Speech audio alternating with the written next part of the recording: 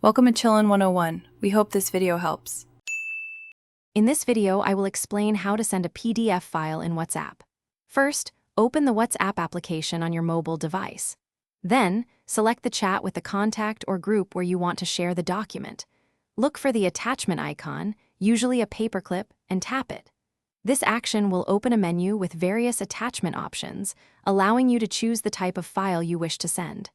It's a straightforward process that takes just a few taps. Once the attachment menu appears, you'll see several choices like Gallery, Camera, and Document. Tap on the Document option. This will open your phone's file manager, allowing you to browse through your stored files.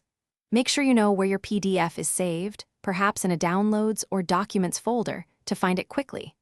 WhatsApp supports sending documents up to 100 megabytes in size, so most PDFs should be fine. After locating your PDF, simply tap on it to select it. WhatsApp will then display a preview, showing the document's name and its file size, typically in kilobytes or megabytes. This is your chance to confirm you've picked the right file. You can also add a short, descriptive caption to your PDF, providing context for the recipient. Once you're satisfied, tap the green Send button, usually represented by a paper airplane icon, to dispatch your document.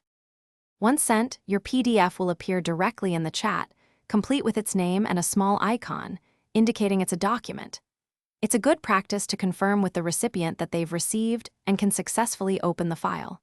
For very large PDFs, exceeding, say, 20 megabytes, consider using a PDF compressor tool before sending to ensure quicker delivery and less data usage for both parties.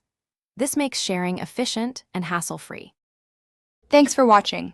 Consider subscribing if we helped you.